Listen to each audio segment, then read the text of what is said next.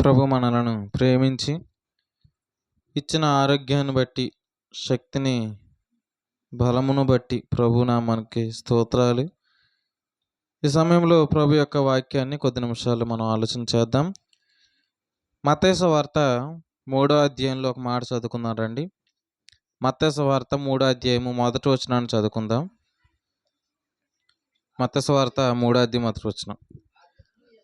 ఆ దినముల యందు బాప్తిస్మం ఇచ్చు యోహాను వచ్చి, పరలోక రాజ్యము సమీపించి ఉన్నది, మారు మనసు పొందురని యోదయ అరణ్యములో ప్రకటించుచుండెను.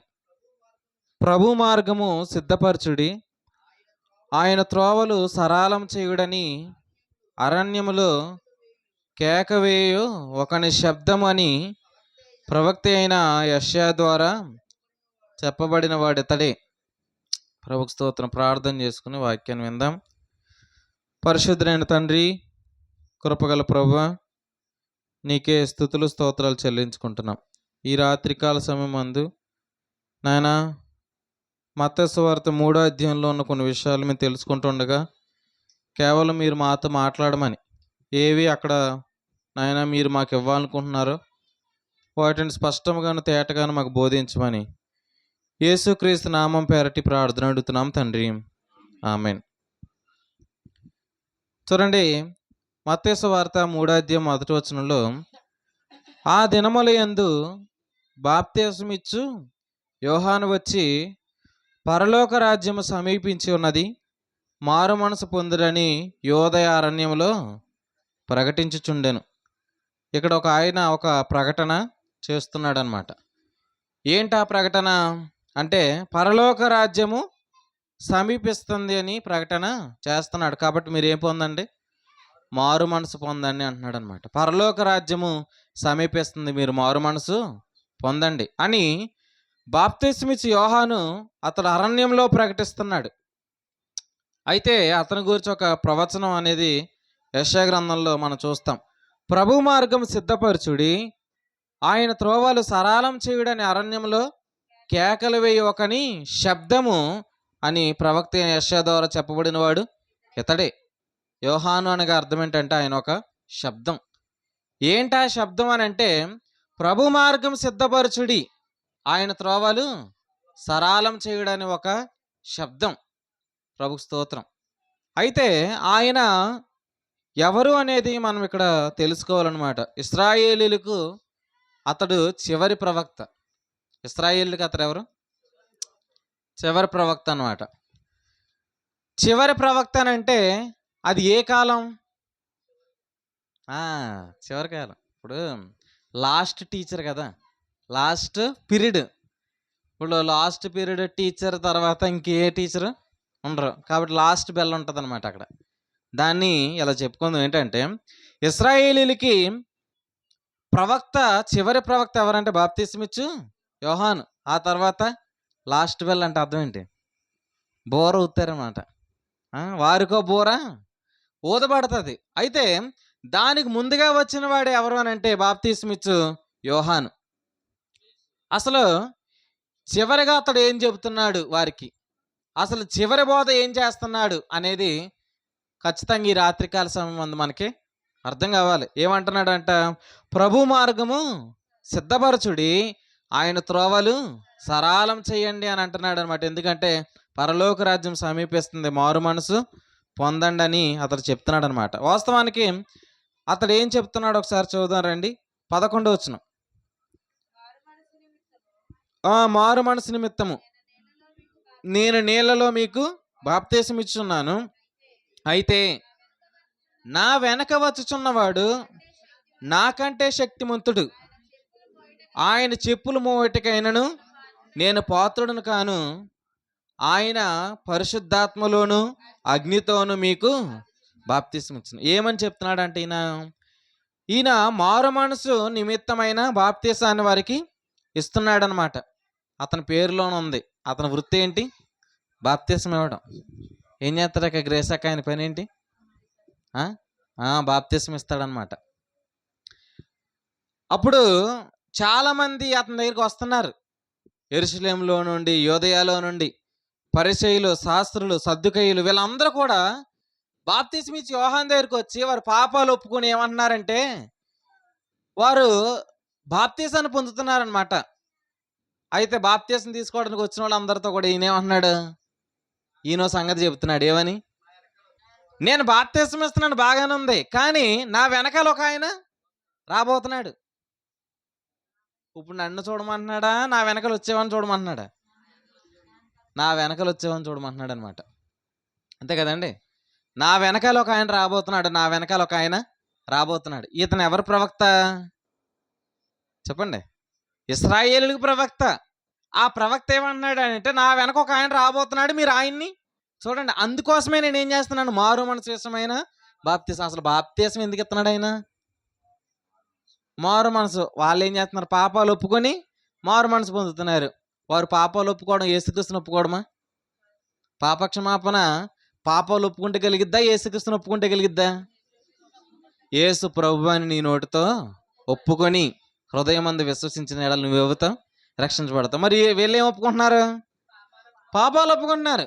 ఆయనకి అర్థమయ్యి వీళ్ళు పాపాలు ఒప్పుకుంటున్నారు, బాగానే ఉంది, కానీ వీళ్ళు నన్ను బట్టి పాపాలు ఒప్పుకుంటున్నారు, కానీ నా వెనకాల ఒక ఆయన రాబోతున్నాడు అనే విషయం నేను చెప్పడానికి. కావాలంటే యోహాను సువార్తలో చదువుతారండి. అందరూ యోహాను సువార్తకు బయలుదేరదాం. యోహాను సువార్త మొదటి అధ్యాయం, యోహాను సువార్త మొదటి అధ్యాయం 6వ వచనం. దేవుని యొద్ద నుండి పంపబడిన ఒక మనుషుడుండెను, అతని పేరు యోహాను. చదవండి. అతని మూలముగా అందరూ విశ్వసించినట్లు అతను ఆ వెలుగును గూర్చి సాక్ష్యమిచ్చుటకు సాక్షిగా వచ్చాను. చూడండి, అతని మూలముగా అందరూ ఏం చేయనట్లు? విశ్వసించినట్లు. ఎవరిని? యేసుప్రభుల వారిని విశ్వసించడానికి దేవుడు పంపిన ఒక మనుషుడు, పరలోకం నుండి పంపబడిన ఒక మనుషుడు. ఎవరంటే యోహాను. అతడు దేనికి వచ్చాడనంటే, అతని మూలముగా అందరూ ఏం చేయాలనంట, యేసుక్రీస్తుని విశ్వసించడానికి అతడు ఆ వెలుగును గురించి ఏం చేస్తున్నాడు? సాక్ష్యం ఇస్తున్నాడు అనమాట. బాప్తిస్మ ఇచ్చి యోహాను ద్వారా అందరూ ఏం చేయాలా? యేసుక్రీస్తుని విశ్వసించాలి, యేసుక్రీస్తు నమ్మాలి. అందుకే అందరికీ ఏమిస్తున్నాడు ఆయన? బాప్తిస్మ ఇస్తున్నాడు. వచ్చిన వాళ్ళందరితో కూడా చెవిలో మాట చెప్తున్నాడు. ఏమని? నా వెనకాల ఒక ఆయన వస్తాడు. నా వెనకాల ఒక ఆయన వస్తానన్నాడంటే దాని అర్థం ఏంటి? నన్ను మాత్రమే చూడకండి అని కొంతమంది వచ్చి అడుగుతున్నాడు అనమాట. ఏమని అడుగుతున్నారంటే, నువ్వు యేసువా అని అడుగుతున్నారనమాట. నువ్వు యేసువా? అప్పుడు ఆయన ఏమన్నాడు? కానన్నాడు. ఇప్పుడు నేనే యేసుని అన్నాడు అనుకోండి, ఏమవుద్ది? గ్రేసక్క, మన చర్చిలో గ్రేసక్కలు ఎంతమంది ఉన్నారు? ఒకరే ఉన్నారు కదా. ఇప్పుడు ఒకరు ఉన్నప్పుడు కనీసం ఒక ఇద్దరు ఉన్నారు అనుకోండి, ఏ గ్రేసక్క అని ఆలోచన చెయ్యాల. బాగరాజు అన్న ఇద్దరు ఉంటే ఏమవుద్ది? బాగరాజు అంటే అప్పుడు ఇద్దరులే ఎత్తారు, అంతే కదండి. కానీ ప్రభు స్తోత్రం, మన చర్చిలో ఒకరే ఉన్నారు, ఒక గ్రేస్ అక్క, ఒక బాగరాజు గారు. ఇక్కడ కూడా యేసులు ఎంతమంది? ఒక్కరే. యోహాన్ దగ్గరికి వచ్చి అడుగుతున్నారు అనమాట. ఏమని? నువ్వు యేసువా అని అడుగుతున్నారు. అడుగుతున్నప్పుడు ఆయన ఏమన్నాడు? యేసుని కాదన్నాడు అనమాట. ప్రభు స్తోత్రం. అతనికి యథార్థత ఉంది. మరలా ఏమడుగుతారంట, నువ్వు ఆ ప్రవక్తవా, నువ్వు ఇర్మియావా, నువ్వు మోషేవా అని అడుగుతారనమాట. అప్పుడు నేను కాదని అతడు ఒప్పుకున్నాడు అనమాట. ఒప్పుకోకపోతే ఏమవుతుందంటే వెనకాల వచ్చే వారికి అవకాశం లేకపోతుందన్నమాట. నిజంగా ఆలోచించండి, ప్రభు ఏం చెబుతున్నాడు అని అంటే, నా వెనకాల ఒక ఆయన రాబోతున్నాడు, నా వెనకాల ఒక ఆయన రాబోతున్నాడు అనే ఒక సంగతిని యోహాను వారికి తెలియపరచడాన్ని మనం గమనిస్తున్నాం. అందుకే ఏమన్నాడు చదవండి, 29వ వచనం. మరునాడు యోహాను యేసు తన యొద్దకు రాగా చూచి, ఇదిగో లోక పాపమును మోసుకొని పోవు దేవుని గొర్రెపిల్ల, నా వెనక ఒక మనుషుడు వచ్చుచున్నాడు, ఆయన నాకంటే ప్రముఖుడు అని గనుక నాకంటే ముందటి వాడాయనని నేనెవని గూర్చి చెప్పితను ఆయనే ఈయన. ప్రభుకు స్తోత్రం. హల్లెలూయా. నా వెనకాల వస్తాడని ఒక ఆయన గురించి చెప్పాను కదా నేను. ఆయన ఎవరు అని అంటే యేసుక్రీస్తు అని చెప్పాడు అనమాట. ప్రభుకు స్తోత్రం. నిజంగా గమనించండి, ఆయన ఈ మాటలు ఆయన ఏదో తన మహిమ కొరకు చెప్పలేదు. ఆయన తన పనిని బట్టి ఆయన మాట్లాడుతున్నారనమాట. అతడు ఇశ్రాయేలుకు ప్రవక్త. అయితే ఇప్పుడు అతడు ఎవరిని గురించి సాక్ష్యం ఇచ్చాడంటే యేసుక్రీస్తుని గురించి. అంటే ఇశ్రాయేలుని కూడా ఎవరి వైపు తిప్పాలనుకున్నాడు ఆయన? యేసుక్రీస్తు వైపే. అంతే కదండి. ఎందుకంటే రక్షణ ఎవరి ద్వారా కలుగుతుంది అంటే యేసుక్రీస్తు ద్వారానే. యేసు అనగా అర్థం ఏంటి? రక్షకుడు. యేసు అనగా రక్షకుడు. ఇప్పుడు ఈయన ఎవరిని చూడమంటున్నాడు? ఈ రక్షకుని చూడమంటున్నాడు. రక్షణ చూసినప్పుడే ఏం కలుగుతుంది అంటే వారికి రక్షణ, వారికి పాపక్షమాపణ కలుగుతుంది అనమాట. ప్రభుకు స్తోత్రం. నిజంగా ఆలోచించండి. అందుకే అతడు బాప్తీసం ఇవ్వడాన్ని మనం గమనిస్తున్నామంట. నా వెనక ఒక ఆయన రాబోతున్నాడు, నా వెనక ఒక ఆయన వస్తాడని చెప్తున్నాడు అనమాట. ఈరోజు మనము కూడా కనుపరచాల్సిన వ్యక్తిని అప్పుడప్పుడు ఎవరైనా ప్రసంగికులు వాక్యం చెప్పినప్పుడు ఏమంటారు? నీ సేవకుని నీ సిలువ చోటన మరుగుపరిచి ఏం చెయ్యి? కేవలం నీవు మాత్రమే అగపడు. నీ సేవకుడు సిలువ చోటను మరుగు చేసి ఏం చేయండి? నువ్వు వాక్యాన్ని బయలుపరచు అని అంటారనమాట. సేవకుడు ఎక్కడికి వెళ్ళాలా చెప్పండి? సిలువ చోటుకి వెళ్ళాలా.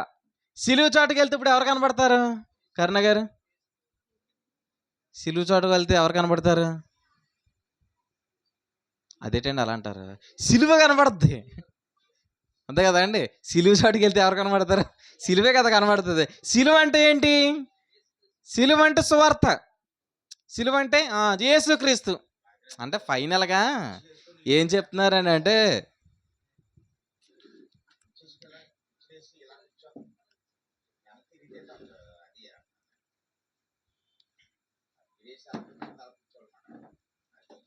చూడండి, సేవకుడు ఇప్పుడు ఎక్కడ రావాలా? అందరు ఎక్కడ ఉన్నారు? దేవుని స్తోత్రం చెప్పండి. సేవకుడు ఎక్కడ రావాలండి సత్యవతి గారు? సిలువ చోటుకు రావాలా. అంటే ఇప్పుడు ఏం కనబడాలా? సిలువ కనబడాలా. అందరికి ఏం కనబడాలా? సిలువ కనబడితే రక్షణ కలిగిద్ది. యోహాను ఏమన్నాడంటే ఇదిగో నా వెనక వచ్చేవాడు. అంటే ఇప్పుడు అతడు ఏం కనబరుస్తున్నాడు? యేసుక్రీస్తుని కనబరుస్తున్నాడు. ఈరోజు సేవ చేసే వాళ్ళు కూడా ఏం చేయాలా? ఆ బైబిల్లో ఒక మంచి బోధకుడు ఉన్నాడు అనమాట. అతని పేరు పౌలు గారు. అసలు అతడు కొరింథీయులకు రాసిన మొదటి పత్రిక 2వ అధ్యాయం మొదటి వచనం ఏమన్నాడంటే, నేను జ్ఞానాతిశయంతో బోధించను అన్నాడు. నేను మర్మాలు చెబుతున్నాను అనుకోవద్దు, నేను తీయని మాటలు చెప్తున్నానని అనుకోవద్దు. మరి నేనేం చెప్తున్నానంటే సిలువ వేయబడిన యేసుక్రీస్తుని బోధిస్తున్నాను అనమాట. గలతీ పత్రిక, ఆ పత్రికలోనే ఆయన 3 సార్లు రాశాడు. ఏమని రాశాడంటే నేను యేసుక్రీస్తుని బోధిస్తున్నాను. పౌలు గారు ఎవరి గురించి చెప్తున్నారంటే సిలువ వేయబడిన యేసుక్రీస్తును తప్ప. అంటే ఇంకా అంతర బోధనలో ఎన్ని ఐటెంలు ఉంటాయి? ఒకటే ఉంటుంది. ఎవరుంటారు? ఆయన ఒకే పర్సన్ ఉంటాడు. అతను ఎవరు? యేసుప్రభుల వారు. అదేంటి? అతని బోధలు అబ్రహాం గారి గురించి చెప్పడా అండి పాస్టర్ గారు? అతని బోధలో దావీదు ఉండడా? అతని బోధలో నోవాహు ఉండడా? ఎంతమంది ప్రవక్తలు ఉన్నారు? మరి ఈ ప్రవక్తలు ఎవరు ఉండరా? భక్తులు ఉండరా? మరి ఇదేంటి నేను యేసుక్రీస్తు గురించి చెప్తున్నాను అంటున్నాడు అంటే శారమ్మ గారు ఎక్కడున్నారు? దేవుని స్తోత్రం చెప్పండి. ఎక్కడ ఉన్నారా? అతని బోధలు ఎంతమంది గురించి చెప్తాడు? ఆయన ఒకరి గురించే చెప్తాడు. ఆయన ఎవరు? యేసుక్రీస్తు. మరి బైబిల్ ఎంతమంది ఉన్నారు? మరి ఈరోజు చాలామంది ఏం చేస్తున్నారంటే ఇదిగో అబ్రహాములో కొత్త కోణాలు అంటున్నారు, మరి దావీదులో కొత్త కోణాలు అంటున్నారు, ఇదిగో ఇంకా ఉంది అని ఇంతలా చెప్తున్నారు కదా. మరి అపోస్తలుడైన పౌలు ఏంటండి? మరి ఆయనకి ఇదిగో నేను చాలా మంది గురించి చెప్తాను అంటలేదు ఆయన. హెబ్రీ పత్రిక 11వ అధ్యాయంలో ఒక లిస్ట్ చెప్పి 12వ అధ్యాయంలో ఏమన్నాడంటే ఇంత గొప్ప సాక్షి సమూహం మేఘం వలె ఉన్నా మీరు ఎవరిని చూడండి అన్నాడు ఆయన. భగరజన్న విశ్వాసాన్ని కర్తయ్యు దాన్ని కొనసాగించేవాడనైనా యేసు వైపు చూచుచు అన్నాడు అనమాట. నిజంగా చూడండి, అతని బోధనలో ఒకే పర్సన్ ఉన్నాడు. ఆయన ఎవరంటే యేసుక్రీస్తు. అంటే యేసుక్రీస్తు ఎలా దొరికేశాడండి ఆయనకి అని అంటే పాత నిబంధనలు అంతట్లో కూడా ఉన్నది ఎవరు? యేసుక్రీస్తే. ప్రభు స్తోత్రం. దేవుడు నిన్ను దీవించిన కాక. చూద్దామండి ఆ మాట. ఇదే యోహాను సువార్తలో యోహాను గారే చెప్పారు. యోహాను సువార్త 1వ అధ్యాయము 45వ వచనాన్ని చదువుకుందాం. యోహాను సువార్త 1వ అధ్యాయము 45. ఫిలిప్పు నతనయేలును కనుగొని ధర్మశాస్త్రములో మోషేయు ప్రవక్తలను ఎవరిని గూర్చి వ్రాసిరో ఆయనను కనుగొంటిమి. ఆయన యోసేపు కుమారుడైన నజరేయుడగు యేసు అని అతనితో చెప్పాను. చూడండి, ధర్మశాస్త్రంలో మోషేయు ప్రవక్తలు ఎవరిని గూర్చి రాసిరు అన్నాడు అనమాట. ఇక్కడ చూడండి, ధర్మశాస్త్రము, మోషేయు, ప్రవక్తలు మొత్తం ఎంతమంది చదివారా? వచనం చదివారా? ఆ వచనం ఎంతమంది కనబడుతున్నారు మీకు?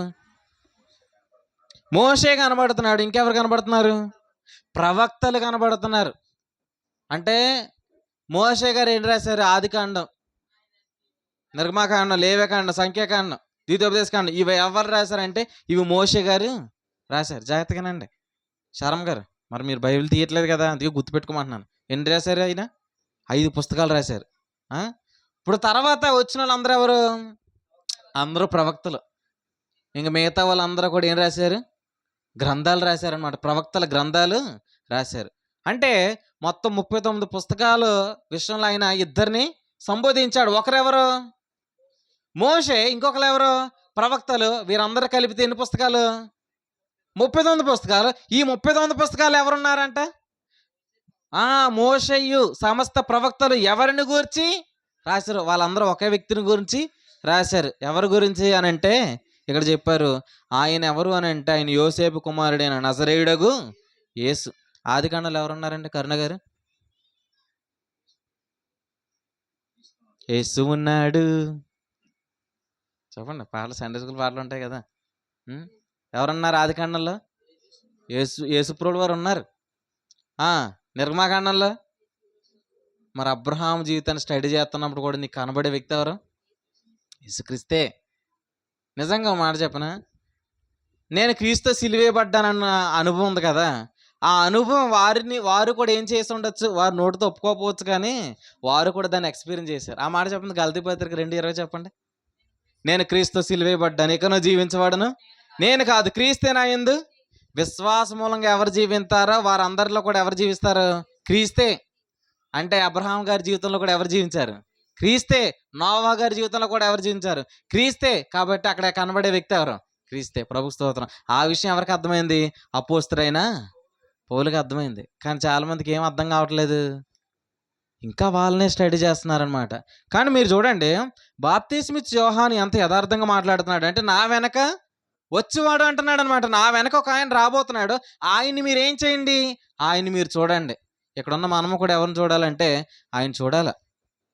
గలతీ పత్రిక 3:1 ఓ అవివేకులైన గలతీయులారా, మిమ్మును ఎవడో భ్రమ పెట్టెను, సిలువ వేయబడిన వాడైనట్టుగా యేసుక్రీస్తు మీ కన్నుల ఎదుట ప్రదర్శింపబడింది గాక. ఇక్కడ ఏం జరుగుతుందంటే ఒక ప్రదర్శన జరుగుతుంది. ఇక్కడ ఏం జరుగుతుంది? రండి కూడికి రండి ఈరోజు అని చెప్పి అపోస్తలుడైన పౌలు గారు ఏం చేస్తున్నారంట? ఒక ప్రదర్శన, ఒక షో స్టార్ట్ చేశాడు అనమాట. ఆ షోలో ఏం జరుగుతుందంటే యేసుక్రీస్తు సిలువ వేయబడిన వాడిగా కనబడుతున్నాడు అందరికీ. బాగరాజు అన్న, యేసుప్రభువు వారు ఎలా కనబడుతున్నారు నీకు? అలా కనబడును గాక. అంతే కదండి. ఎలా కనబడాలా? అపోస్తలుడైన పౌలు ఈరోజు షో ఉంది రండి, అంతే కదండి, ఈవినింగ్ షో. ఆ షోలో ఏంటి ఇప్పుడు? ఆ షోలో ఏం చేస్తున్నాడంటే, రండి అందరూ కూడా కూర్చోండి, ఒక షో స్టార్ట్ చేద్దాం అని చెప్పి ఆ ప్రదర్శనలో ఏం చేస్తున్నాడంటే యేసుప్రభువు వారిని సిలువ వేయబడిన వాడుగా కనుబరుస్తున్నాడు. ప్రభుకు స్తోత్రం. అంటే ఎప్పుడు వెళ్ళినా కూడా ఒకటే ప్రదర్శన. ఆ ప్రదర్శన బట్టి ఏం జరుగుతుందంటే, ఆ ఉపదేశాన్ని బట్టి ఏం కలుగుతుందంటే, ఉపదేశ సారం ఏదనగా పవిత్ర హృదయం, మంచి మనస్సాక్షి, నిష్కపటమైన విశ్వాసం నుండి కలుగు ప్రేమ అన్నాడు అనమాట. అంటే ఆ ప్రదర్శన కలుగుతున్న ప్రతిసారి విశ్వాసుల హృదయాలు ఏం పొందుతున్నాయంటే ఇలా చెప్పాడు అనమాట, అవి పవిత్ర హృదయం, మంచి మనస్సాక్షి, నిష్కపటమైన విశ్వాసాన్ని పొందుతున్నాయి. ప్రభుకు స్తోత్రం. ఇక్కడున్న మనందరికీ ఏముండాలంటే మంచి మనస్సాక్షి ఉండాలి. ఏ మనస్సాక్షి? సత్యవతి గారు, మనకే మనస్సాక్షి ఉండాలా? మంచి మనస్సాక్షి అంటే అర్థం ఏంటంటే, నేను నీతిమంతుడననే మనస్సాక్షి, ఆ ఒప్పుకోలు. చూడండి, నేను పరిశుద్ధుడననే మనస్సాక్షి, నేను దేవుని దృష్టిలో యథార్థంగా ఉన్నాననే మనస్సాక్షి. ఈ మనస్సాక్షి ఎప్పుడు కలుగుతుంది? చెప్పండి. ఉపదేశం విన్నప్పుడు. ఆ ఉపదేశంలో ఏం చేస్తున్నాడు అపోస్తలుడైన పౌలు గారు? క్రీస్తుని ప్రదర్శింపజేస్తున్నాడు అనమాట. ఎప్పుడు వెళ్ళినా కూడా యేసుక్రీస్తు ఎలా కనబడుతున్నాడు? సిలువ వేయబడిన వాడిగా కనబడుతాడు. ఇప్పుడు అందరికి ఒక క్వశ్చన్ వస్తుంది, ఏంటి? ఆయన ఎందుకు సిలువ వేయబడ్డాడు? ఆయన ఎందుకు సిలువ వేయబడ్డాడంటే నన్ను నీతిమంతుడిగా చేయడానికే ఆయన ఏమయ్యాడు. మరి ఆయన సిలువ వేయబడ్డాడంటే నేను ఎవరిని అవుతాను అప్పుడు? ఈ ప్రదర్శన వలన వారికి ఏం కలుగుతుంది? మంచి మనసాక్షి. ఇక్కడికి వచ్చిన మీ అందరి జీవితంలో కూడా ఒక ప్రదర్శన జరగాలి ఎప్పుడు వచ్చినా. ఏంటనంటే యేసుప్రభుల వారు ఎలా కనబడుతున్నారంటే అది మనం ఏడవడం కాదు. అసలు కొంతమంది ప్యాషన్ ఆఫ్ క్రైస్ట్ మూవీ చూసి ఏం చేస్తారు? ఏడుస్తారనమాట. ఇంత బాధను అనుభవించావయ్యా, ఇంత గాయాలు నువ్వు పడ్డావయ్యా, ఏడుస్తారు తప్ప వాస్తవానికి ఈ ఒప్పుకోల్లోకి రారు. ఏ ఒప్పుకోల్లోకి? నువ్వు ఇన్ని బాధలు అనిపించావు కాబట్టి నేను నీతిమంతుడని ఒప్పుకోల్లోకి రారనమాట. నిజంగా ఆలోచించండి. ఖచ్చితంగా ఈ రాత్రికాల సమయమందు ఒక ప్రదర్శన మన కళ్ళ ఎదుట జరుగుతుంది. ఏంటంటే యేసుక్రీస్తు ఆయన ఏమయ్యాడంటే ఆయన శరీరధారికి ఈ లోకానికి వచ్చి మన నిమిత్తం ఆయన సిలువేయబడ్డాడు. ప్రభుకు స్తోత్రం. ఆ ప్రదర్శన మీ కళ్ళ ఎదుట ఉండును గాక. ఎప్పుడు కూడా ఆ ప్రదర్శన. అదే యోహాను గారు చేస్తుంది ఏంటంటే నా వెనక వచ్చేవాడు సేవకుడు ఎప్పుడు కూడా ఎక్కడ ఉండాలంట? సిలువ వెనకాల ఉండాల. కానీ ఇప్పుడు సేవకుడు ఎక్కడికి వచ్చాడో తెలుసా? ముందుకు వచ్చాడు. సేవకుడు ముందుకు వచ్చి ఏం చేస్తున్నాడు? తన్ను కనుపరుచుకుంటున్నాడు అనమాట. అర్థమైందండి? అబ్రహాం గారు ముందుకు తీసుకొస్తే అబ్రహాం గారు ఏమంటారు? నన్ను ఎందుకే తీసుకొచ్చావు అని అంటాడు. నువ్వే వెనకాల ఉండాలన్నప్పుడు నేను కూడా ఎక్కడ ఉండాలా? ఈయన అబ్రహాం కంటే గొప్పవాడు. లేదు దావీదు గారు ముందుకు తీసుకొస్తే ఆయన ఏమంటాడు? దావీదు గారు ఏమంటారు? నన్ను తీసుకురాకండి. ఎవరిని తీసుకురండి? దావీదుకు ప్రభువుగా ఒక వ్యక్తి ఉన్నాడు, ఆయన తీసుకురండి ముందుకి. దావీదు గారు అదే అంటారా? అదే అంటాడు ఆయన. అబ్రహాము గారు ఏమంటారు? ఆయన ముందెట్టండి అయ్యా, నేను చూడాల్సింది కూడా ఆయనే. దావీదు గారిని పెడతామంటాడు, నన్ను కాదు, నేను కూడా చూస్తుంది ఆయన ముందెట్టండి. నోవా గారు ఆయన ముందెట్టండి. యోబు గారు ఆయన ముందెట్టండి. చెప్పండి, ఇంకెవరున్నారు? నెహెమ్యా ఆయన ముందెట్టండి. చెప్పండి, మాట్లాడతలేదేంటి? ఇంకెవరు గుర్తులేరు మీకు? యోబు అయిపోయారు. చెప్పండి ఇంకా. యెఫ్తా ఏమంటాడు? ఆయన ముందెట్టండి. శారం ఏమంటది? నేను ముందుంటానంటదా? 3 మానికల మెత్తని పిండి పిసికి ఎక్కడ ఉందంట ఆవిడ? గుడారంలో ఉందంట. ఎందుకుంది? ఆయన ఎట్టండి ముందు, నన్ను కాదు అంటుంది. అంతే కదండి? 3 మానికలు మెత్తని పిండి పిసికి గుడారంలో ఉండాలనుకుంటారా? నేను చేశాను. 3 మానికలు మెత్తని పిండి పిసికి రొట్టెలు నేను చేశాను. కొంతమంది ఏదైనా కూడికి ఏమైనా ఇచ్చారనుకోండి, నేను చేశానండి, కుర్చీలు వేసింది నేనే, ఆ బరకాలు వేసింది నేనే, ఏదైనా కూడా ఎవరు నేను లేకపోతే ఏది కూడా అవ్వదండి అని అనుకుంటారనమాట. ఇన్ని చేస్తే కూడా ఆవిడ గుడారాలు ఎందుకుందంటే ఆయన కనబడాల. ఆయన కనుబరుస్తున్నారనమాట. ప్రభుకు స్తోత్రం. మీ ద్వారా ప్రభు కనబడును గాక. ఆమేన్. మనం కనబడుకుందుము గాక. అదేంటండి మమ్మల్ని కనబడకుండా చేస్తే ఎలాగా? మరి మేము చేస్తున్నాం కదా అని అంటే ఆయన కనబడితే నువ్వు కనబడినట్టే. ఆయన కనబడితే నువ్వు కనబడినట్టే. ఇద్దరు వేరేటి? అంతే కదండి? ఇప్పుడు సంఘానికి శిరస్సు ఎవరు? ఆయనే కదా. సంఘం అనేది ఏంటి? వధువు ఆయన, సంఘాన్ని శిరస్సు పురుషుడు. కాబట్టి ఇద్దరు వేరేం కాదు, ఇద్దరు ఒకటే. ఇప్పుడు నన్ను మెచ్చుకుంటే ఎవరిని మెచ్చుకున్నట్టు? అది నన్ను మెచ్చుకుంటే ఎవరిని మెచ్చుకున్నట్టు? నన్ను తిట్టుకుంటే ఎవరిని తిట్టుకున్నట్టు? మరి అంతే మరి. అది వాక్యంలో ఉన్న విధానం. సంఘాన్ని ఏం చేసినా కూడా ఆయన ఏమన్నాడు? నన్ను హింసించినట్టు. సౌలుతో ఏమన్నాడు ఆయన? సౌలా సౌలా. చెప్పండి ఆ మాట. సౌలా అంటారేటండి? ఇంక కంటిన్యూషన్ ఏం చేయమన్నదండి. సౌలా సౌలా నీవేళ నన్ను హింసించున్నావు అన్నాడు ఆయన. సౌలు ఎవరిని హింసిస్తున్నాడు? తిమోతి పత్రికలో చెప్పు, నేను సంఘాన్ని హింసించాను అన్నాడు. అంటే ఎవరిని హింసించాను అర్థమైంది? సంఘాన్ని హింసిస్తే ఎవరిని హింసించినట్టు? యేసుప్రభుల వారిని హింసించినట్టే. అంతే కదా అండి? నన్ను ఎవరు తిట్టుకున్నా కూడా ఎవరిని తిట్టుకున్నట్టయితే ఇంకా సౌజన్యాన్ని అనకండి. ఇప్పుడు ఇంకా ఎవరిని తిట్టుకున్నట్టు? నేను సంఘమే కదా. కాబట్టి మనల్ని ఎవరు ఏమన్నా కూడా ఆ ప్రభావం మన మీద కాదు, ఆయన మీద పడుతుంది. ఎవరైనా ఈ సంఘం తప్పుగా అనుకున్నారనుకోండి, ఆ ప్రభావం మనకు కాదు, ఆ ప్రభావాన్ని ఆయన చూసుకుంటాడు, ఊరుకుంటాడండి. మా అవునంటావు నువ్వు అండ్ ఆయన అలా మాట్లాడతాడు. సౌలుతో మాట్లాడలేదా? మాట్లాడతాడు. అలాగా ఆయన ఏమవుతాడు? రియాక్ట్ అవుతాడు. కాబట్టి ప్రభు ఏం చెప్తున్నాడు అంటే, ఎవరిని ముందేడదామని ప్రయత్నం చేసినా కూడా వాళ్ళందరూ వెనకెళ్ళిపోతున్నారు. కానీ ఈరోజు సేవకులు ఏమవుతున్నారంటే, నేను ముందుకు వద్దామని ధైర్యం చేస్తున్నారు. లేదు, ఆ మనసు ఈరోజు చాలా మందిలో ఉంది. కానీ యేసుక్రీస్తు నామములో ఆ మనసు అంతా కూడా పోవును గాక. ఆమె చెప్పండి. లేకపోతే ముందు ఉందనుకుంటున్నారు మీరు? ఆ? నేను అలా చెప్తాను, మీరు దాగి ఉన్నారనుకోవద్దు. మిమ్మల్ని ఆయన దాచడు. మిమ్మల్ని ఏం చేస్తాడు? సంఘం ఆయన మహింపరిచినప్పుడు ఆయన మనల్ని కూడా ఏం చేస్తాడు? మహింపరుస్తాడండి. ప్రభు స్తోత్రం. నువ్వు వెనకున్నావు, నేనేం పక్కనట్టాడు. ఆయన నిన్ను హెచ్చించేవాడే ఆయన కదా. ఖచ్చితంగా అట్టి అనుభవంతో ప్రభు నింపును గాక. యోహాను ఆయన పరలోకం నుండి పంపబడి ఆ వెలుగును గురించి సాక్ష్యం ఇవ్వడానికి వచ్చినప్పుడు అతడి పని ఏంటి అని అంటే, నా వెనక ఒక ఆయన రాబోతున్నాడు, ఆయన చెప్పులు విప్పడానికి కూడా నేను యోగ్యుని కాదు అని ప్రతిసారి మాట్లాడుతున్నాడు అనమాట. కావాలంటే చదవండి, ఇంకా ఇదే యోహాను సువార్తలు కూడా మరలా చెప్తాడు ఆయన. యోహాను సువార్త మొదటి అధ్యాయం 15 వచనం. యోహాను సువార్త మొదటి అధ్యాయం 15 వచనం.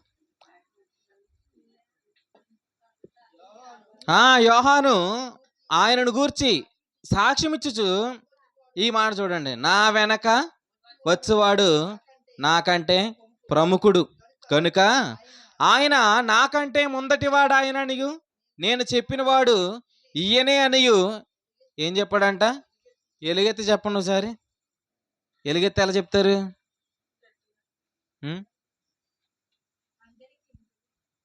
ఎలుగెత్తి ఎలా చెప్తారండి? ఎప్పుడైనా గట్టిగా మాట్లాడారు మీరు? పౌలు ఒకసారి బిగ్గరగా మాట్లాడాడంట. ఎప్పుడు? ఒక ఆయన సూసైడ్ చేసుకోపోతున్నాడు అనమాట. చెరసాలలో ఉన్న ఖైదీలు పారిపోయారేమో అని అనుకున్న అతడు ఏమనుకున్నాడు అంటే, సూసైడ్ చేసుకుందాం అనుకున్నాడు. పౌలు బిగ్గరగా మాట్లాడాడు. ఏమని? నీవు ఏ హాని చేసుకోవద్దు అన్నాడు అనమాట. బిగ్గరగా చెప్పాడు. ఇక్కడ కూడా ఆయన ఏమన్నాడు? ఎలుగెత్తి చెప్పాడు. ఏమని చెప్పాడంటే, ఇదిగో నా వెనక వచ్చేవాడు అంటే he promotes the Jesus Christ. ప్రభుకు స్తోత్రం. మనం ఎప్పుడు కూడా మన ప్రమోషన్స్ ఏంటంటే, యాడ్స్ ఏంటంటే, ఎప్పుడు మన ప్రభుని చూపించాలి. అపోస్తలుడైన పౌలు ఏం చేస్తున్నాడు చూడండి. ఆయన ఫిలిప్పీలకు రాసిన పత్రిక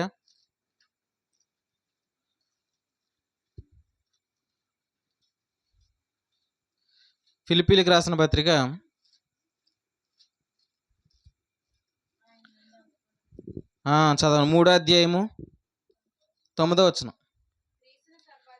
క్రీస్తును సంపాదించుకొని ధర్మశాస్త్ర మూలమైన నా నీతిని కాక క్రీస్తునందలి విశ్వాస మూలమునైన నీతి అనగా విశ్వాసమును బట్టి దేవుడు అనుగ్రహించు నీతి గలవాడనై ఆయన యందు అగబడు నిమిత్తం. ఈ మాట చూడండి, ఎలా అగబడుతున్నాడంటే ఆయన విశ్వాసమును బట్టి దేవుడు అనుగ్రహించు నీతి గలవాడనై ఆయన యందు అగబడు నిమిత్తం. ఆయన ఎలా కనబడతాడు పౌలు గారు? నేను ఎలా నీతి ముందునయ్యాను అనేది ఎలా చెప్తాడంట ఆయన? నేను ధర్మశాస్త్రాన్ని బట్టి కాదు, నేను విశ్వాసాన్ని బట్టి నీతిమంతుని అనేది ఆయన ఏం చేస్తున్నాడంట? అలా కనబరుచుకుంటున్నాడంట. ఇక్కడున్న మనం అందరం కూడా ఎలా కనబడాలంట? నేను ఎలా నీతిమంతుని అడిగితే, నేను పాపం చేయకుండా ఉన్నాను కాబట్టి నేను నీతిమంతుని అన్నట్టు కనబరుచుకోకూడదంట. అంతే కదండి? ఇక్కడున్న మీరు ఎవరైనా మంచి పనులు చేసి నీతిమంతులు అయ్యారా? క్రిసక్క భోంచేశారా? చూడండి, ఎవరైనా మంచి పనులు చేసి, ఏంటి శారమ్మ గారు, కొంతమంది అబద్ధాలు ఆడరా, కొంతమంది నిష్టగా ఉంటారనమాట. ముక్కుసూటి మనుషులు ఉంటారు కొంతమంది. వాళ్ళు ఏం చేస్తారంటే దాచుకోరనమాట. ఏదైనా కూడా ఏం చేస్తారు? ఓపెన్గా చెప్పేస్తారనమాట. అట్లాంటి వాళ్ళు ఒక ఆయన ఉన్నాడు మాకు, మళ్ళీ ఇట్లా గండిట్లో ఉన్నాడు అనమాట. ఆయన ముక్కుసూటి మనిషి ఏది దాచుకోడు, చెప్పేస్తాడనమాట. మరలా ఏమంటాడంటే, నేను అందరికీ శత్రువుని అయ్యాను అంటాడు. ముక్కుసూడికి చెప్తే ఏమవుతారు? శత్రువు అవుతారనమాట. అట్లా అబద్ధం ఆడకుండా నేను ఉంటున్నాను కాబట్టి ఏమంటాడు తెలుసా ఆయన? నేను పరిశుద్ధంగానే ఉన్నాను అంటాడు ఆయన. ముక్కుసూడు అంటే ఇంకా అబద్ధం ఆడరు కాబట్టి ఏమంటున్నారంటే, నేను పరిశుద్ధిని అని చెప్పుకుంటున్నారనమాట. కానీ పౌలు గారు ఎలా కనబడుతున్నారంట? నేనేదో పాపం మానేసి లేకపోతే పాపం చేయకుండా నేను నీతిమంతుని అవ్వలేదు. నేను ఎలా నీతిమంతుని అయ్యాను? యేసుక్రీస్తుని బట్టి నేను నీతిమంతుని అయ్యాను. యూదుల మధ్యకి వెళ్తున్నాడు. యూదుల మధ్యకి వెళ్ళి ఎవరు తీసుకెళ్తున్నాడు? తీతుని తీసుకెళ్తున్నాడు. తీతు ఎవరు? ఒక అన్యుడు. తీతు ఎవరు? యూదుల అన్యులతో ఏం చేయరు? యూదుల సమరయులతో సాంగత్యము చేయరు. మరలా ఈయన ఎవరు తీసుకెళ్తున్నాడు? అన్యుని తీసుకెళ్తున్నాడు. అన్యుని తీసుకెళ్తున్నాడు అంటే ఇప్పుడు ఏం చేసినట్టు ఆయన? నేను ఈ మతానికి సంబంధించిన వాడిని ఏమి కాదు, నేను యేసుక్రీస్తు సంబంధించిన వాడిని అని అన్నట్టుగా ఆయన కనుపరుచుకున్నాడు. నిజంగా గమనించండి. ఎప్పుడు కూడా ఇప్పుడు ఒకప్పుడు ప్రసంగాలు ఏంటి? ఇదిగో నువ్వు పరలోకం వెళ్ళాలంటే ఏం చేయాలా? పని చేయాలి. ఇప్పుడు ప్రసంగం ఏంటి? పరలోకం వెళ్ళాలంటే పని కాదు. ఎఫెసీ పత్రిక 2 చూపిస్తాడు. ఇప్పుడు 2:7 చూపించేమంటాడు? నువ్వు పరలోకం వెళ్ళాలంటే పని కాదక్క గ్రేసక్క, నువ్వు ఏం చేయాలా? నువ్వు కూర్చున్నావని చెప్తాడు ఆయన. ఇప్పుడు ఒకప్పుడు పరలోకం వెళ్ళాలంటే ఏం చేయాలన్నా భగీరథ అన్న? పని చేస్తాను పరలోకం మరి, అంతే కదండి. అప్పుడు ఎంత ఉత్సాహం, నేనేదో చేసేయాలా. అంతే కదండి. ఇట్లా అనుకుంటారు లేదా? పరలోకం వెళ్ళాలంటే పని చేస్తారంటే పని చేస్తారా చేయరా? చేస్తారు. పరలోకం కోసం పని చేయమని లేదని ముందు ఏం చేశాడంటే ఆయన, ఇప్పుడు పరలోకం కూర్చుండి పెట్టానని చెప్తున్నాడు ఆయన. అంటే ఒకప్పుడు ప్రసంగాలకు ఇప్పుడు ఏమైంది, చాలా మార్పు వచ్చేసింది, అంతే కదండి. ఒకప్పుడు ధర్మశాస్త్రాన్ని బోధించాడు, ఇప్పుడు ఏం చేస్తున్నాడు ఆయన? కృపావాక్యాన్ని బోధిస్తున్నాడు. చాలా మార్చేశాడండి. ఇంత మార్చేసినప్పుడు యూదులు ఒప్పుకుంటారా? ఏం చేశారు? నువ్వేమి ఎట్లాంటి పనులు చెయ్యొద్దని చెప్పారు. చివరికి ఏం చేశారంటే వారే ఏం చేశారు? శిక్షించడానికి పూనుకున్నారనమాట. కానీ నిజంగా గమనించండి, అసలు ఎప్పుడు కూడా ఆయన తన బోధలో నేను విశ్వాసాన్ని బట్టే నీతిమంతుననే దానికి అనుపరుచుకున్నాడు. ఎందుకంటే ఆయన ప్రతి విషయంలో ప్రభుకి ఏమిస్తున్నాడు? ప్రాముఖ్యత. కొలసి పత్రిక చదవండి. సంఘం ఏం చేయాలంటే, కొలసీలకు రాసిన పత్రిక 1వ అధ్యాయము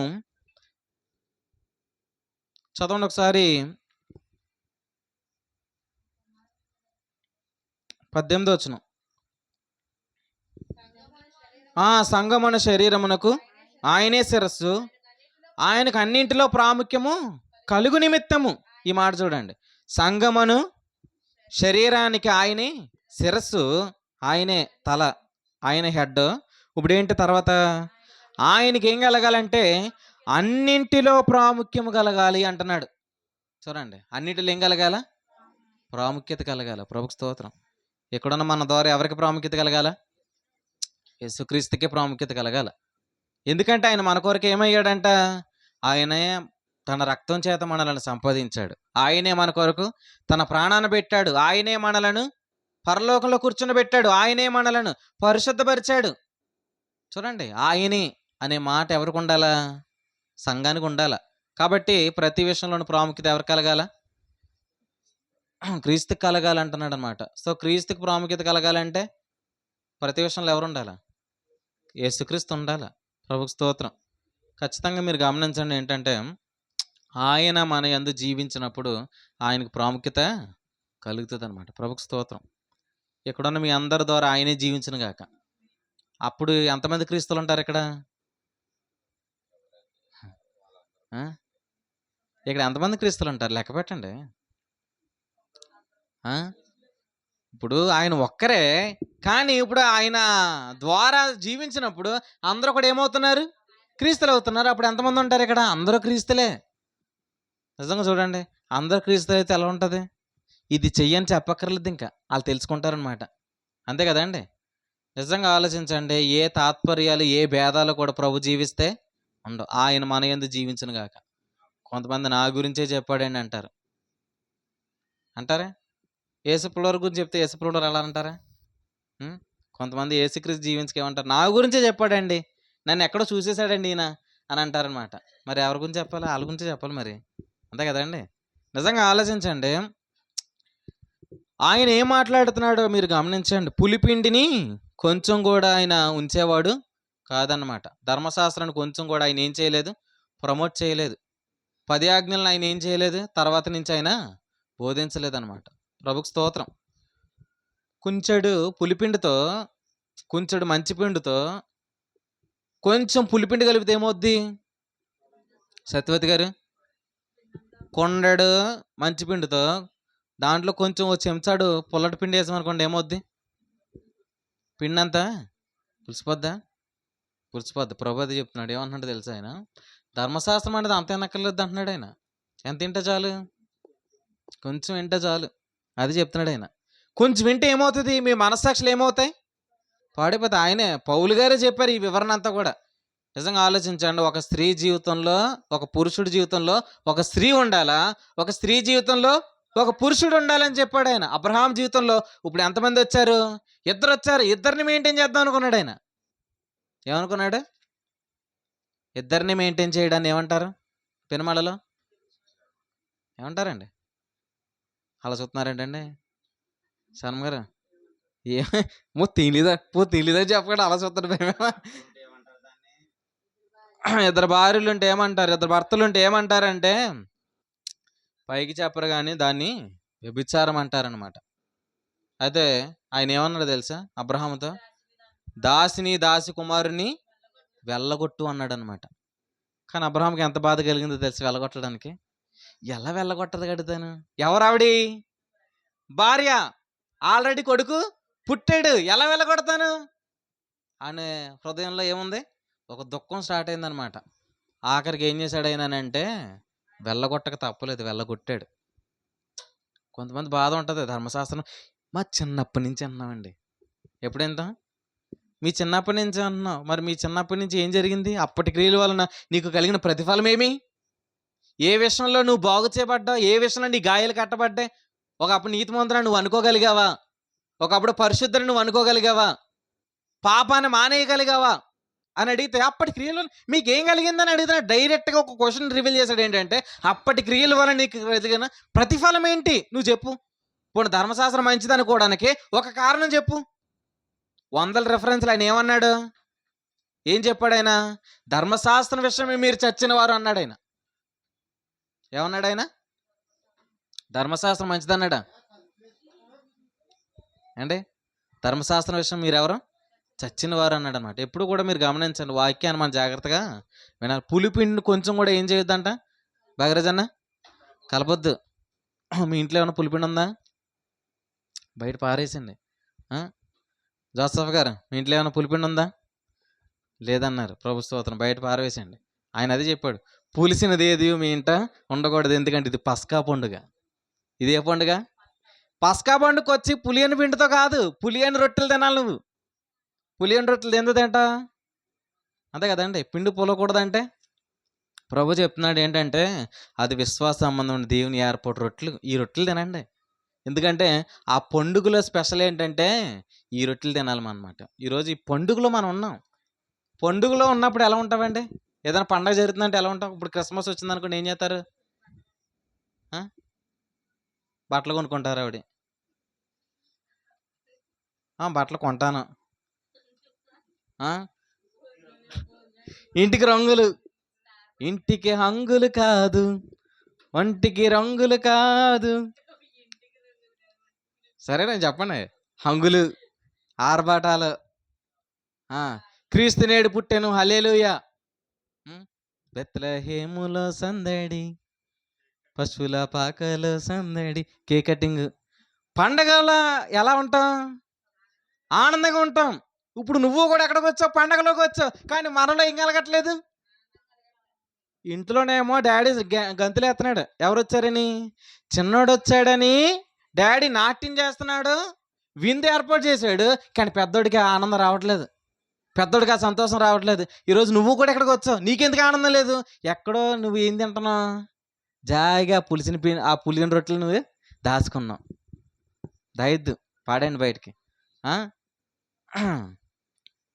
సరే మీరు తింటానంటే తినండి, కానీ దేవుడు ఈ రాత్రి ఒక మాట చెప్తున్నాడు. ఏమంటే యథార్థంగా నడుచుకో అబ్రహాం అన్నాడు. ఏమన్నాడు?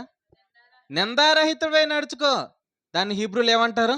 తమ్మీం. తమ్మీం అంటే యథార్థంగా నడుచుకో అబ్రహాం అన్నాడు అనమాట. అంతే కదండి. యథార్థత ఉండాలి వద్దా? ఉండాలి. యథార్థత అంటే ఏమన్నాడు తెలుసా? హాగరు నుంచుకోవడం కాదు, హాగర్ని వెళ్ళగొట్టానంటే మళ్ళీ టీలు కాఫీలు ఎలా కుదురుద్ది?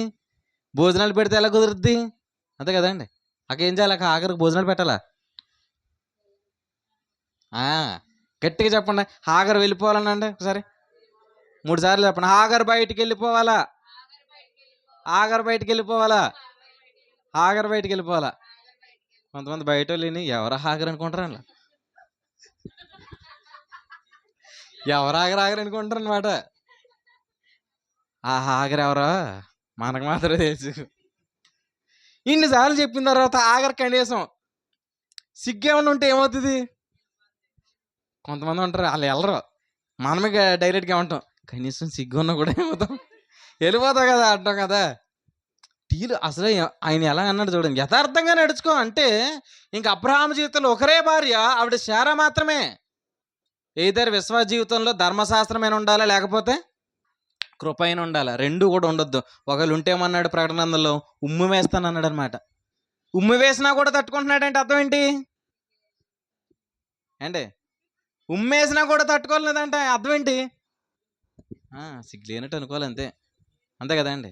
ఇట్లా అనంటే తప్పుగా అనుకోవద్దు. ఆయన రాశాడు కాబట్టి నేను చెప్పక తప్పట్లేదు. అదే రాశాడు ఆయన. అంతే కదండి. అయ్యో నేను దౌర్భాగ్యుడిననే ఒక అనుభవంలో ఉన్నప్పుడు, మన బలహీనమై ఉన్నప్పుడు, మన భక్తిహీనమై ఉన్నప్పుడు ఆయన ఏం చేశాడు? తన కుమారుని పంపించాడు. కుమారుని పంపించిన తర్వాత విశ్వాసం వెల్లడైంది. కాబట్టి ఇప్పుడు నువ్వు ఎక్కడ ఉండొద్దు అన్నాడు ఆయన? బాల శిక్షకుని క్రింద ఉండొద్దు. ప్రభు వచ్చే వరకు నువ్వు ఎక్కడున్నావు? ధర్మశాస్త్రంలో ఉన్నావు. ఇప్పుడు ప్రభు వచ్చిన తర్వాత ఎక్కడికి రావాలా? కృపలోకి రావాలా. అప్పటి వరకు యోహాను చేసిన పని ఏంటనంటే, ఇదిగో నేను క్రీస్తుని చెప్పలేదు, నా వెనక ఒక ఆయన రాబోతున్నాడు, మీరు ఆయన చూడండి అన్నాడు అనమాట. అంటే ఎవరిని ప్రమోట్ చేశాడు ఆయన? తన్న కాదు, ఆయన్ని ప్రమోట్ చేశాడు. ఇక్కడ ఉన్న మీరందరూ కూడా ప్రభునే ప్రమోట్ చేయదురు గాక. పులిసినది ఏది మీ ఇంట? ఇది పండుగ. నీ జీవితంలో పండుగ ఉంటుంది. పండుగ ఉండాలని అంటే పులిసింది ఏదన్నా ఉంటే పారవేసే. లేదు నాకు పండుగతో సంబంధం లేదని అంటే నీ ఇష్టం. పులిసింది తింటే ఏమొద్దు తెలుసా? పులిసింది తింటే బలం అన్నాడు సతీష్. ఇది కొత్త ప్రత్యక్షత చెప్పాడు. సతీష్ని దేవుడు దీవించి ఆ నాలుగు ద్వారా మంచి మాటలు పలికించును గాక. పులిసింది తింటే ఏమవుతుందో చూసి మనం ముగించుకుందారండి. నిర్గమాకాండం 12వ అధ్యాయంలో నుండి ఆ మాట చదవండి. నిర్గమాకాండం 12వ అధ్యాయము చదవండి ఒకసారి. 15వ వచనం. 7 దినములు పులియని రొట్టెలు తినవలను. మొదటి దినమున మీ ఇండ్లలో నుండి పొంగినది పారవేయవలను. మొదటి దినము మొదలుకొని 7వ దినము వరకు పులిసిన దానిని తిను ప్రతి మనుషుడు ఇశ్రాయేలులో నుండి, ఈ మాట చూడండి, పులిసిన దానిని తిను ప్రతి మనుషుడు ఇశ్రాయేలులో నుండి కొట్టివేయబడును. ఇశ్రాయేలీలు అనగా ఎవరో? హెబ్రీ పత్రిక 3వ అధ్యాయంలో ఏం చెప్పాడు? మోషే నా ఇల్లు అంతటిలో నమ్మకమైన వాడు. నా ఇల్లు అంటే ఎవరు? వాళ్ళు ఇశ్రాయేలీలు, ఆయన ఇల్లు. సో మోషే ఆ ఇంటి మీద ఎలా ఉన్నాడు అంటే, ఇప్పుడు ఇక్కడ ఇశ్రాయేలీలో నుండి అనే దాన్ని మీరు ఎలా చెప్తారంటే, ఇంటిలో నుండి కొట్టివేయబడుతున్నాడు అనండి. ఇంటిలో నుండి ఏమవుతున్నాడు? కొట్టివేయబడుతున్నాడు. అంటే అర్థం ఏంటంటే బయటికి వెళ్ళిపోతున్నాడని. ఎక్కడికి వెళ్తున్నాడు? ఇంట్లో నుంచి పులిసిన దాన్ని తిన్నవాడు బయటికి వెళ్ళిపోతున్నాడు. కానీ ఇంట్లో ఏముంది? కరుణ గారు, పండగ ఉంది. తండ్రి ఇంటిలో ఏముంది? నాట్యం ఉంది. తండ్రి ఇంటిలో ఏముంది? విందు ఉంది, పండగ ఉంది, సంతోషం ఉంది, ఆనందం ఉంది, ఆదరణ ఉంది, ఆహారం ఉంది. అదంతా కూడా లోపలే ఉంది. మరి అక్కడి నుంచి బయటకు వస్తే నీళ్ళు ఎలా ఉంటుంది ఆనందం? కాబట్టి మీరు ఎల్లప్పుడు ఇంట్లో ఉందిరు గాక. ఆమె ఇంటిలోనే ఆనందం, ఇంటిలోనే సంతోషం. పులిసిన దాన్ని తిన్నవాడు ఎక్కడికి వచ్చేస్తున్నాడు? బయటకు వచ్చేస్తున్నాడు. ఇశ్రాయేలు ఇప్పుడు ఇంట్లో ఉన్నారనుకుంటున్నారు, బయట ఉన్నారనుకుంటున్నారా? బయట ఉన్నారు. పెద్దోడు ఎక్కడ ఉన్నాడు? మనం ఎవరా? కాబట్టి నువ్వు చర్చలో ఉన్నావు. చిన్నోడు కాబట్టి నువ్వు చర్చలో ఉన్నావు. పెద్దోడు ఎక్కడ ఉన్నాడు? ఇక్కడే చెప్పించాను అనమాట. మరొకసారి చెప్పించాను అన్నమాట. పెద్దోడు కూడా బయటికి రావాలనండి. బయటికి కాదు, లోపలికానండి. గట్టి చెప్పాను భాగరాజన. మీ మాట నేను వచ్చేస్తారు ఖచ్చితంగా. చెప్పండి, గట్టిగా చెప్పండి. పెద్దోడా లోపలికి రా. పెద్దోడా లోపలికి రావాలి. పెద్దోడు లోపలికి రావాలి. మళ్ళీ బయట వాళ్ళు కూడా ఇప్పుడు అనుకుంటారు ఏమని, ఆ పెద్దోడు ఎవరో? అంతే కదండి. లోకాన్ని తెలియాలండి. ఎవరు తెలుసు? మనకే చెప్తున్నాడు ఆయన. ఆ పెద్దోడు ఎవరంటే బయటికి వెళ్ళిపోయాడండి. అంటే వాళ్ళ ఇంట్లో ఏముంది? పండగ కాదు, పులిసినది ఉంది. ఏముంది? ఇశ్రాయేల్ దగ్గర ఏముంది? ఇప్పుడు ప్రభు వచ్చి ఏం చేయబోతున్నాడు తెలుసు? రేపు పొద్దున పులిసిందంతా నువ్వు బయటకు ఆడేయమని చెప్పబోతున్నాడు. వాళ్ళతో త్వరలోనే చెప్పబోతున్నాడు. పులిసిందంతా బయట పడే. కానీ ఇప్పుడు వాళ్ళ సెలబ్రేషన్ అంతా ఇప్పుడు ఎక్కడికి వెళ్ళిపోతుంది? వాళ్ళు కూడా ఇంట్లోకి రాబోతున్నారు. అప్పుడు ఇంకా ఏమవుతుంది? ఆనందం డబల్. చిన్నోడు వస్తేనే ఆనందం ఇంతే. ఇప్పుడు పెద్దోడు వస్తే ఎలా ఉంటుంది? రే మళ్ళీ డీజే పెంచండి, మేకలు ఇంకో 2 ఇవ్వండి. ఆనందం ఏమవుతుంది? ఎద్దేలు ఏమవుతుంది? ఇంకో రెండు వేయండి. అంతే కదండి. ఇప్పుడు డ్యాన్సులు. సతీష్ డ్యాన్స్ ఉంది ఇక్కడ. ప్రభు స్తోత్రం. ఖచ్చితంగా మీరు ఆలోచించేయండి. పులిసిందే మీ ఇంట్లో పెట్టుకోవద్దు. పెట్టుకున్నారంటే మీరే ఆనందాన్ని ఏం చేసినట్టు? పోగొట్టుకున్నట్టు అనమాట. బాప్తిస్మిచ్చే యోహాను ఏమనుకుంటున్నాడంటే, ఇశ్రాయేలీయుల జీవితాల్లో ఇప్పుడు రిస్టోరేషన్, ఆనందం రావాలా, సంతోషం రావాలా, విలాప వాక్యాలు అన్నాడు. కన్నీళ్ళంట వాళ్ళ చెంపల మీద నుంచి కారుతున్నాయంట. కన్నీళ్ళు కారుతున్నాయి. వాళ్ళ సెలబ్రేషన్ లేదు. వారి నోట ఏమున్నాయి? విలాప వాక్యాలు. దేవుడు మమ్మల్ని వదిలేశాడేమో, మా మీద ప్రేమ తగ్గిపోయిందేమో. పిల్లలు ఏమంటారా? ప్రేమ తగ్గిపోయిందండి మా డాడీకి, ప్రేమ తగ్గిపోయిందండి మా మమ్మీకి. ఇప్పుడు పెద్దోడు ఏమనుకుంటున్నాడు? ప్రేమ తగ్గిపోయిందేమో. ప్రేమ తగ్గిపోవడం కాదు, లోపలికి వస్తే తెలుస్తుంది ఆ ప్రేమ ఏంటో. అంతే కదండి, లోపలికి వస్తేనే తెలుస్తుంది అనమాట. ప్రభుకి స్తోత్రం, హల్లెలూయా. అంటే యోహాను కోరిక ఏంటి చెప్పండి? ఇశ్రాయేలీయులు ఎవరిని చూడాలని? అంటే వారి జీవితంలోకి ఏం రావాలని? వారి జీవితంలోకి ఆనందం రావాలా. ఇశ్రాయేలీయుల ఇంట్లోకి ఆనందం వచ్చిన గాక. ఆనందం ఎప్పుడు వస్తుందో తెలుసా? వారింటిలోకి ఆ గొర్రె పిల్ల మరలు వచ్చినప్పుడు. ఇక్కడ వారు ఆనందంగా ఉన్నారు, సంతోషంగా తింటున్నారండి. నిర్గమాకాండ 12 అధ్యాయంలో చుట్టూ చీకటి, కానీ ఇశ్రాయేలు ఇంట్లో ఏముంది? ఒక ఒక విందు ఉంది. ప్రభుకు స్తోత్రం. ఒక పస్కా బలిపశువుని తింటున్నారు. ఇంటికి ఏముంది? రక్తం ఉంది. చూడండి, ప్రతి చోట ఘోష ఉంది, కానీ ఇశ్రాయేలు ఇంట్లో ఘోష లేదు. వారి ఇంట్లో జీవం ఉంది. హల్లెలూయా. ఇంటికి రక్తం ఉంది, వారింట్లో పశువు, వధింపబడిన పశువు ఉంది. వారు సంతోషంగా తింటున్నారు, సంతోషంగా ఉన్నారు. ఈ ఆనందం ఆ రోజు వారు అనుభవించారనమాట. ఇప్పుడు మరలా ఆనందాన్ని వారి కుటుంబాలలో, వారి జీవితాలలో ప్రభు ఏం చేయబోతున్నాడు? పునరుద్ధారణ చేయబోతున్నాడు. ప్రభుకు స్తోత్రం. అంటే ఆనందం ఎక్కడ దొరికిద్ది ఇప్పుడు? మరలా గొర్రెలు తినడంలో కాదు, ఇప్పుడు ప్రభు శరీరంలోకి తినడంలోకి రాబోతున్నారు. ప్రభుకు స్తోత్రం. వారు కూడా ఈ రొట్టె విరుచు కొడుకులోనికి రాబోతున్నారు. మనం తింటున్నాము, ప్రతి ఆదివారం ఏం తీసుకుంటున్నాం? ప్రభు యొక్క శరీరాన్ని, ప్రభు యొక్క రక్తాన్ని తీసుకుంటున్నాం.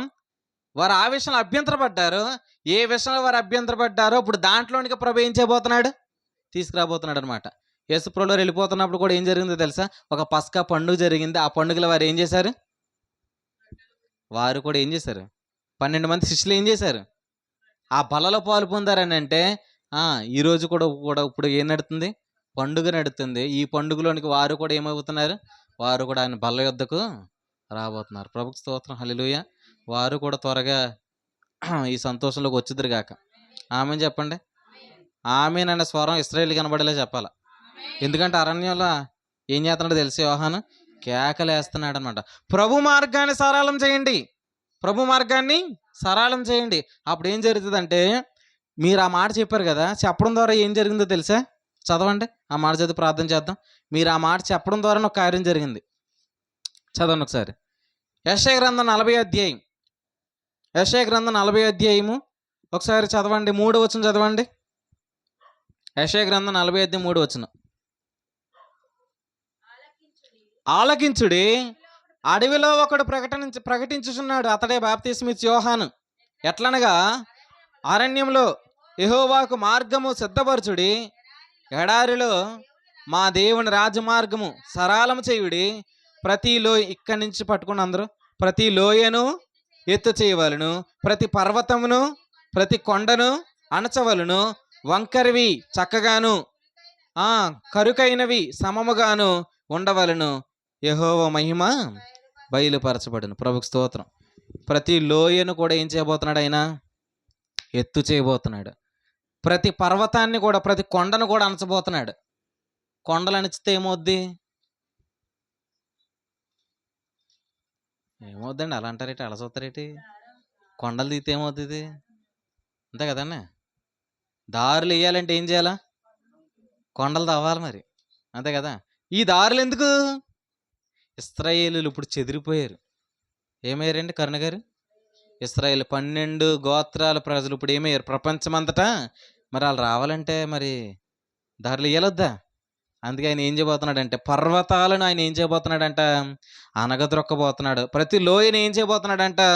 ఎత్తి చేయబోతున్నాడు. వంకరవి చక్కగాను, కరుకైనవి సమముగాను ఆయన చేయబోతున్నాడు. మీ జీవితంలో ఏ పరిస్థితులు ఉన్నా కూడా ఆయన ఇప్పుడు ఏం చేయబోతున్నాడు అంటే, లోయ లాంటి పరిస్థితులను కూడా ఆయన ఇప్పుడు ఏం చేయబోతున్నాడు? ఎత్తు చేయబోతున్నాడు అనమాట. హల్లెలూయా. లోయలో ఉన్నానని భయపడక్కర్లేదు అనమాట. ఆయన ఎత్తు చేయబోతున్నాడు. ప్రభుకు స్తోత్రం. ఖచ్చితంగా మనం అందరం కూడా ఈ ధైర్యంతో ఉందాం. ప్రభు, నువ్వు నన్ను ఎత్తి చేయబోతున్నావు.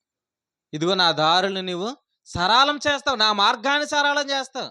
ఆయనేనండి ఇశ్రాయేలుకు సముద్రంలో ఏం చేశాడంట? దారి ఏర్పాటు చేశాడు. సముద్రంలో దారి ఎలా ఏత్తారు? సముద్రం పైనుంచి ఏత్తారా? దారి ఎలా ఏత్తారండి సముద్రం మీదకి ఎయ్యాలంటే? లోపల నుంచి ఎయ్యాలంటే సముద్రం ఇవ్వాలా? ఇప్పుడు నది మీద కట్టడం వేరు. సముద్రం మీద ఎవరైనా దారి ఏత్తారా? ఎక్కడైనా చూసారు మీరు? సముద్రం మీద దారి ఎవరు ఎయ్యరు. ఎయ్యలేరు. అంత బడ్జెట్ గవర్నమెంట్‌కి ఉండదు. కానీ ఆ రోజు ఏం చేశాడో తెలుసా ఆయన? ఆ ఎర్ర సముద్రాన్ని 2 గోడలుగా చేసేసి దారి ఏర్పాటు చేశాడనమాట. ఆరిన నేలని ఏర్పాటు చేశాడు. చుట్టూ అవి ఎలా నిలబడ్డాయంట? గోడల్లా నిలబడ్డాయంట. అంటే ఇప్పుడు ఆళ్ళకి దారి ఎక్కడి నుంచి ఉంది? సముద్రం మీద నుంచి ఉందని చెప్పి సముద్రాన్ని వెనక్కంటాడు. అంతే కదండి! యొర్దాను మీద నుంచి ఉందని చెప్పి యొర్దానునే ఆదామని పురము నుండి సారెతాను నొద్దనున్న పురము వరకు దాన్ని ఏం చేయడు? బుడత సముద్రం వరకు దాన్ని ఏక రాశిగా నిలిపివేశాడనమాట. ప్రభుకు స్తోత్రం. మరి వారికి అంత చేసినప్పుడు నీకు చేయడాయినా? కాబట్టి దారులు సరళమగునుగాక. మనం విశ్వాస జీవితంలో ఈ ఈ ప్రభు రాకడి సమయంలో మనం త్వరగా ప్రయాణం చేయనట్లుగా ప్రభు ఆ మార్గాలను ఏర్పరచును గాక. ఆమెన్. ప్రతి కొండ చదునవ్వాలా, ప్రతి పర్వతము అనగాల, ప్రతి లోయ ఎత్తుగా చేయబడాలా, ప్రతి వంకరవి చక్కపరచబడాలా. ఇవన్నీ కూడా ఎప్పుడు జరుగుతున్నాయంటే మీరు ఇందాక ఆమెను చెప్పారే, ఎవరి కోసం? పెద్దోడు ఇంటికి రావాలని చెప్పారే, దానికోసం ఆయన ఇప్పుడు ఏం చేయబోతున్నాడు? దారులు ఏర్పాటు చేశాడండి. హైవేలు వేసారా? హైవేలు ఎందుకు వేశారు? వాళ్ళు కూడా త్వరగా వచ్చేయాలి అక్కడికి. అంతే కదండి! రోడ్లు లేకపోతే అంతే కదండి! ఇప్పుడు ఒకప్పుడు రోడ్లు లేవు, మరి మట్టి రోడ్లే. మట్టి రోజుల్లో ప్రార్థనకు రావాలంటే ఎలా వస్తారు? నడుచుకుంటా రావాలి, మరి బండ్లు రావు, మట్లు ఇరుక్కుపోతాయి. కానీ ఇప్పుడు ఎంత టైంలో వచ్చారన్నా? బావగారు మీరు ఎంతసేపులో వచ్చారు? అరగంటలో వచ్చేసారు. అదే మట్టి రోడ్లు అయితే బండి పోతుందని ఆలోచిస్తాం కదండి. ఆలోచింత రాగలుగుతామా? రాలా. బండిని దోసుకుని వస్తారంట కరుణ గారు. తోసుకుని వస్తే ఎంతసేపు అవుతుంది? అంతే కదండి! అంటే ఎంత ఆయన చేసేసాడు చూడండి. ఈరోజు నువ్వు చర్చికి రావడానికి ఆయన లోయలండి ఏం చేశాడు? మేము ఆ పెద్దాపురం దారిలో వెళ్తున్నప్పుడు మాకు అనిపిస్తలేదు అది కొండని, కానీ వెనక్కి తిరిగి చూస్తే కనబడింది అది కొండ. ఆ కొండల మధ్య రోడ్లు వేసాడు కాబట్టి ఎంత త్వరగా వెళ్ళిపోతున్నాం. ఎక్కడికైనా చూడండి, మా బండి మీద అలాగే వెళ్ళిపోతున్నాం అనమాట. ఆనకట్టలు వేసింది ఎవరి కోసం? మరి మన కోసం ఆనకట్టలు. కాటమరాయుడు ఎవరు వేసారు? అది ధవళేశ్వరం బేడన్ బ్రిడ్జ్ ఎవరు వేసారు? సర్దార్ కాటన్. అంటే అదంతే కదండి. ఎందుకు వేసాడు అనుకుంటున్నారు? ఆయన ఒక క్రిస్టియన్. ఆయన ఎందుకు వేసాడంటే ఇశ్రాయేలు కూడా మళ్ళీ ఈ బ్రిడ్జ్ మించి అలా ప్రయాణం చేయాలి. ప్రభు స్తోత్రం. వాళ్ళ కోసమే కాదు, నీ కోసం కూడానే. నీ కోసం అది కట్టాడు. అది ఇంకా నిలిచే ఉంది. అది ప్రభు స్తోత్రం. ఎప్పటి వరకు నిలిచి ఉంటుంది అది? ప్రభు వచ్చే వరకు. ఇలా చెప్పాలా? నేను వెళ్ళే వరకు నిలిచే ఉంటుంది. పెద్దోడు వచ్చే వరకు నిలిచే ఉంటుంది. నువ్వు ఎక్కడికి వెళ్ళిపోయినా పెద్దోడా నీకు రోడ్లు వేసేసాడు ఆయన. ఇప్పుడు ఎక్కడికి రావాలి? నువ్వు యెరూషలేముకి రావాలి. ఆ సెలబ్రేషన్లోనికి, ఆ పస్కా పండుగలోనికి. ఇది కోరుకున్నది ఎవరంటే బాప్తిస్మిచ్చు యోహాను అనమాట. ఆయన ప్రారంభంలో ఆయన ఈ కోరికతో ఏం చేశాడు? కేకలేసాడంట. అరణ్యంలో కేకలేస్తే ఎక్కడి నుంచి వచ్చారు? యోదయాలో నుండి వచ్చారు. ఎంత గట్టిగా కేకలేసి ఉంటాడు? ప్రభుకు స్తోత్రం. ఈరోజు మీరు కేకలు వేయలేకపోతున్నారు, పాటలు పాడలేకపోతున్నారు. పాటలు పాడితే నోరు నొప్పి అంటారేమో. లేదు, మీరు కేకలేయడు. మీరు కేకలు వేయకపోతే రాళ్ళు కేకలేస్తాయి. కేకలేయండి, కేకలేయడం నేర్చుకోండి. కేకలు అంటే పిచ్చి కేకలు కాదు. ఏ కేకలు? ఆత్మోషులమై వేసే కేకలు. అదేనండి. కొంతమంది కేకలు అంటే ఇంకా ఆరాధన, లేకపోతే ఇవి కేకలు అల్లరా. ఆరాధన అల్లరా.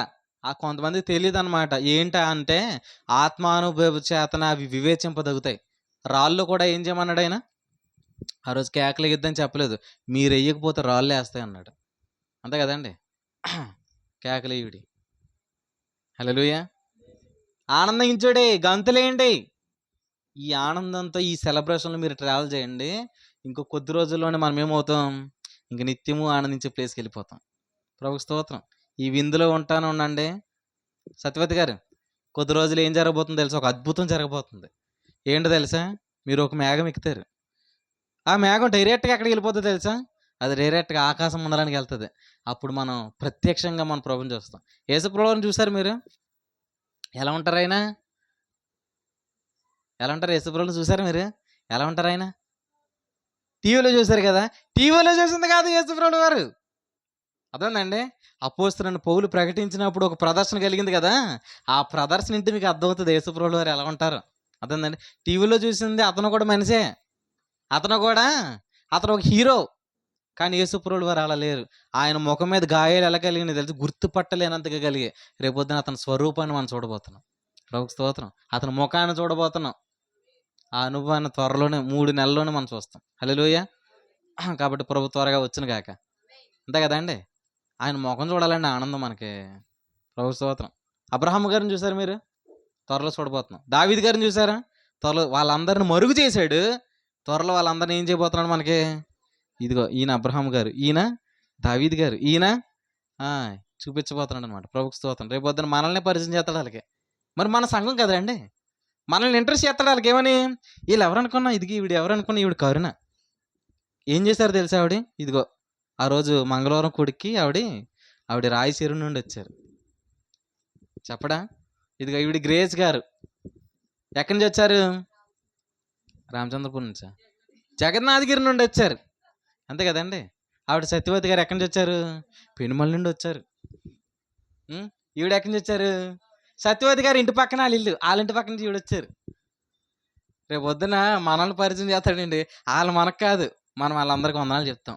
వందనాలండి అబ్రహాం గారు, వందనాలండి దావీదు గారు, వందనాలండి మోషే గారు. అంతే కదండి! ప్రభుకు స్తోత్రం. హల్లెలూయా! ఈ ఆధిక్యత ప్రభు మనకిచ్చాడు. కాబట్టి యోహాను ఏం చేశాడంటే నా వెనక వచ్చేవాడు అన్నాడు కదండి!